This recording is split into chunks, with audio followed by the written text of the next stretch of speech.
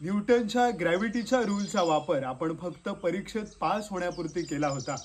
पण ती आजी बघा, ग्रॅव्हिटीचा वापर करून एकही रुपयाची इलेक्ट्रिसिटी न वापरता ती संपूर्ण शेताला पाणी देते आहे. कारण ती कधी शाळेत गेली नसली तरी निसर्गातल्या ह्या भिंतीच्या शाळेतलं जगण्याचं विज्ञान ती शिकली आहे. अकॅडमिक एज्युकेशन सोबतच मुलांना जीवन शिक्षण देण्यासाठी आपण ही जीवनशाळा सुरू केली आहे. इंजिनिअरिंगची डिग्री जरूर घ्या, पण सह्याद्री सारख्या एक्स्ट्रीमली हेवी पावसामध्ये 300-400 वर्ष मातीची घरं कशी टिकली असतील याची इंडिजिनस टेक्नॉलॉजी सुद्धा शिका. भविष्यात कदाचित डिझाईन जत्रासारखं एखादं आर्किटेक्चरल फर्म सुरू करू शकता. ॲग्रिकल्चरमध्ये PhD करा, पण तुमच्याच गावात खतं आणि मशीन्स न वापरता निसर्गाला जपून बेस्ट क्वालिटी फूड कसं पिकवायचं हेही शिका. भविष्यात नॅचरल फार्मिंग मधले एक्सपर्ट बनाल.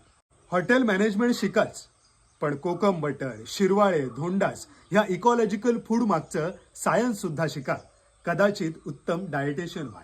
अकॅडमिक एज्युकेशनला जर जीवन शिक्षणाची जोड मिळाली ना, तर आपली मुलं भविष्यात जगण्याच्या स्पर्धेत फिटेस्ट ठरतील.